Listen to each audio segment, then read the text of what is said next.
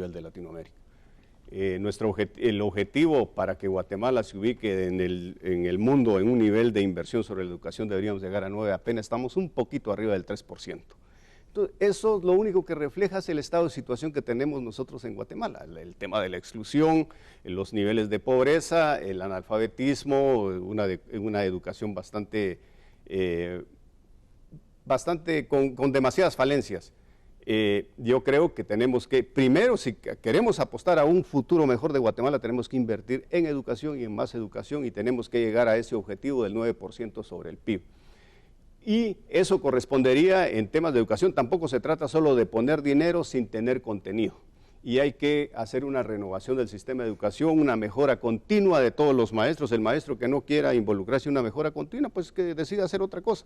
Pero hay que darle la oportunidad que mejore y también hay que pagar mejor a los maestros. Hay maestros que están hasta en la montaña, que dejan a sus familias, porque no podemos generalizar de que hay unos que no cumplen con sus obligaciones. Hay maestros, yo conozco que se han esforzado, han hecho de su vida la enseñanza, entonces hay que invertir en ellos. Y el otro tema que creo que es muy importante, enfocar la educación en competencias básicas para la vida. ¿Qué es la educación? Son competencias básicas para la vida. Uno, más y mejor conocimiento, desarrollo de destrezas, habilidades y sentido crítico y valores cívicos, que nosotros carecemos mucho de eso. Entonces, en el tema de salud, nosotros ahora en el interior del país, voy a ir al centro de salud o al puesto de salud, es una edificación que no tiene nada dentro.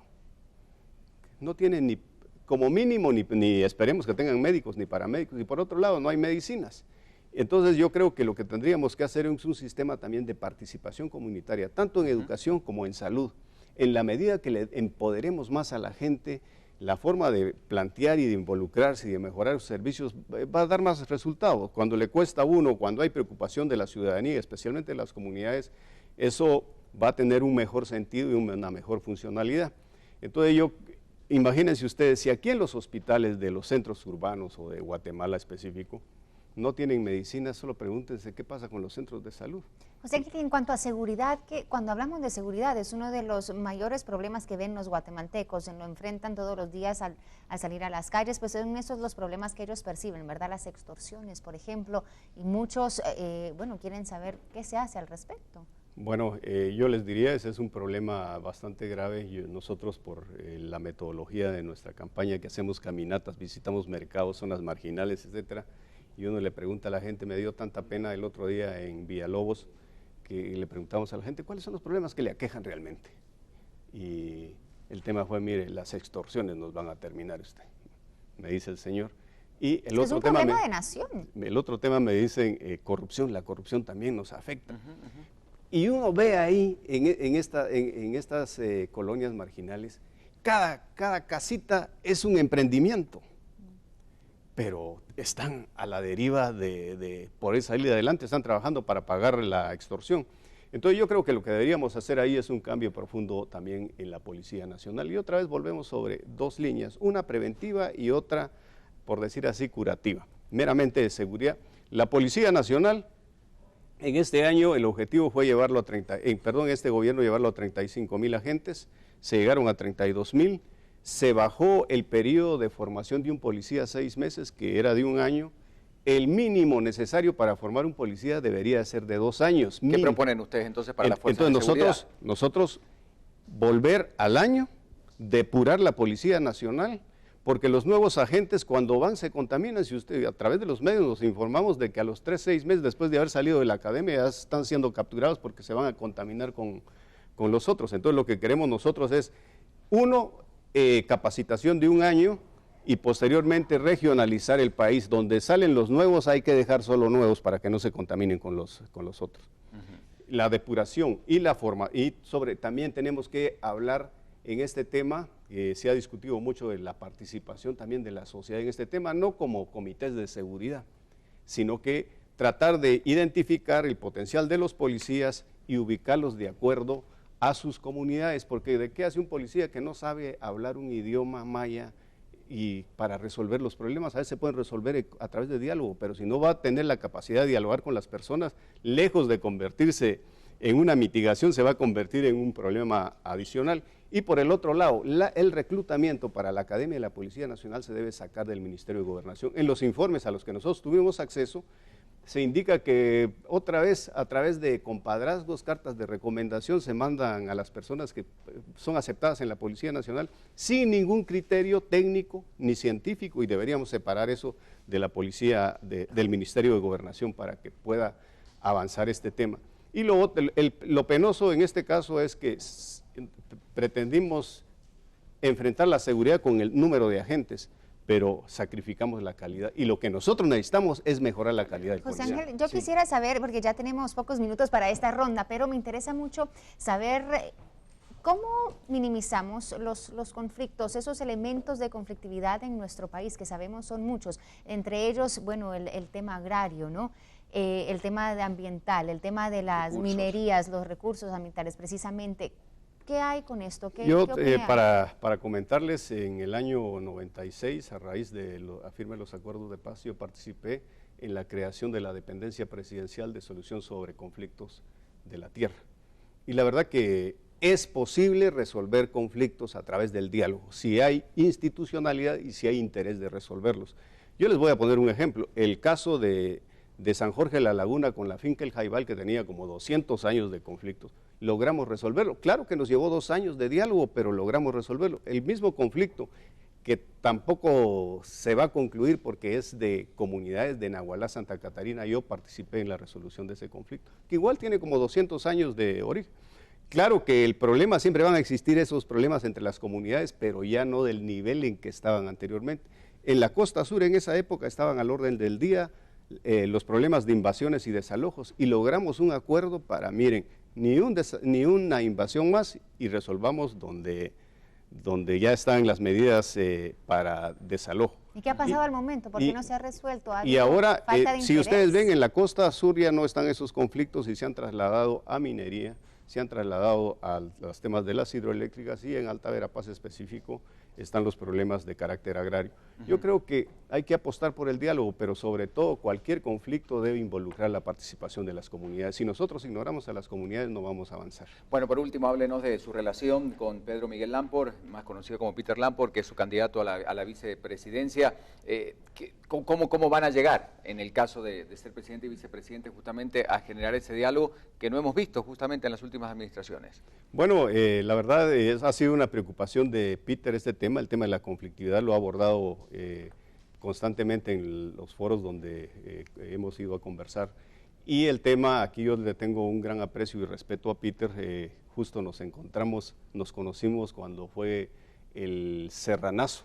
Ahí tuvimos la oportunidad de conocernos y seguimos adelante. Después en las negociaciones de los acuerdos de paz, cada quien, yo con las cooperativas y en el sector empresarial, y fuimos funcionarios del presidente Álvaro Arzú, que ya comenté que colaboré. Y así colaboramos también en los temas fiscales, y hoy, sin proponernos, volvimos a encontrar en el tema político y coincidimos felizmente, y se nos ocurrió participar y nos hablaron que si podía uno ser presidente o vicepresidente, y yo personalmente, por el aprecio y el respeto que le tengo a Peter, una conversación que tuvimos los dos, Peter, mira, ¿y por qué no sos mejor el candidato a presidente? Y Peter me dijo, no, José Ángel, mejor prefiero que seas vos y yo colaboro. Y tenemos una excelente relación. ¿Quién está financiando la campaña? Porque bueno, ese hace un gran tema. Ya la última pregunta antes de ir a las preguntas de la gente. ¿Y se sienten en desventaja ante partidos políticos que hemos visto ya en listados publicados, en el informe de la CICIG, que realmente han invertido y siguen invirtiendo cantidades millonarias? Porque en las encuestas aún uno ve que no levanta. Sí, bueno, la verdad es que la inversión que hemos hecho nosotros es muy modesta, y los aportes han sido de miembros del partido. Yo mismo he puesto aportes, los ha puesto Enrique de León, que es candidato a diputado, y Peter y otros miembros de manera muy modesta. Cada quien ha ido aportando.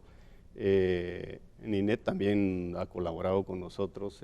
¿Quién más? Luis Pedro Álvarez, Carlos Enríquez, de manera muy modesta. Y si ustedes ven, tenemos una pauta justo en Guatevisión a las 6 de la tarde porque es más cómodo, y tenemos que tratar de ver cómo le sacamos el mejor provecho a nuestros recursos.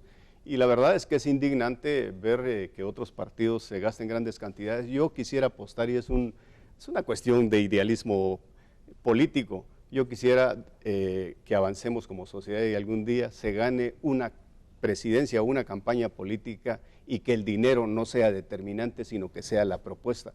Pero eso todavía tenemos que avanzar mucho como sociedad, porque hay mucho clientelismo político, mucho manipuleo pero yo apuesto de que algún día en Guatemala se gane una elección y que el elemento determinante sea la propuesta y no el dinero producto de la corrupción.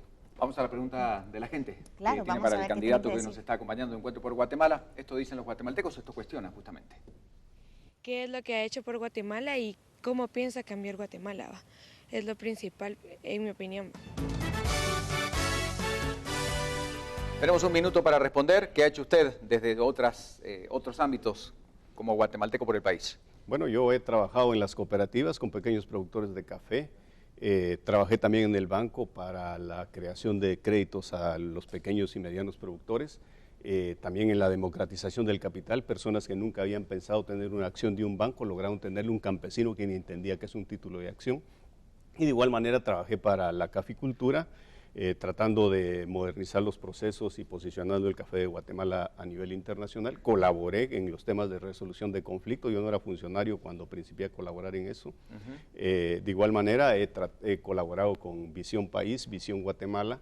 Siempre he tenido como una inquietud de mi vida tratar de ponerme al servicio de mi país porque me ha dado mucho. Yo vengo de una familia de campesinos y Guatemala, creo, y muchos guatemaltecos me han ayudado y la verdad es que yo estoy muy agradecido y salí adelante y yo creo que hay más guatemaltecos que necesitan darles una mano.